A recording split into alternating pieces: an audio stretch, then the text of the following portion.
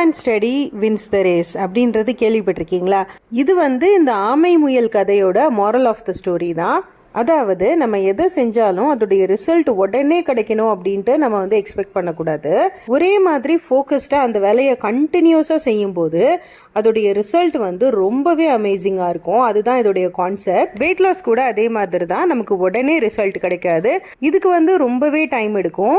ரொம்ப ஹெல்த்தியான diet follow பண்ணுறவங்களுக்கு ஒரு மாதத்தில் 2-3 கிலோ மட்டும்தான் கம்மியாகும். ஸோ ஒரு நாளைக்கு டயட் பண்ணிவிட்டு நம்மளுடைய பழைய க்ளோத்ஸ் எல்லாம் நமக்கு ஃபிட் ஆகணும் அப்படின்ற எக்ஸ்பெக்டேஷனில் நம்ம டயட் பண்ணக்கூடாது.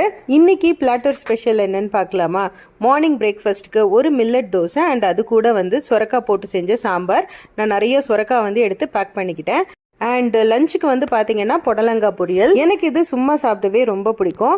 ஸோ லஞ்ச் அண்ட் பிரேக்ஃபாஸ்ட் ரெண்டுமே பேக் பண்ணி காலேஜ்க்கு எடுத்துகிட்டு போயாச்சு. ஈவினிங் காலேஜ்லேருந்து வந்த உடனேமே டின்னர் சாப்பிட்டு முடிச்சாச்சு.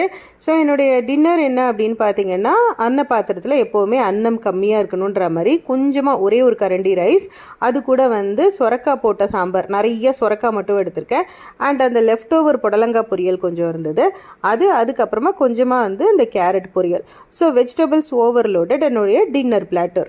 ஹெல்தியான லைஃப் ஸ்டைலுக்கு நம்மளுடைய சேனல் ஃபாலோ பண்ணிக்கோங்க. வீடியோ பிடிச்சா லைக் பண்ணி சப்ஸ்கிரைப் பண்ணுங்க. என்னோட பார்க்கலாம். பை.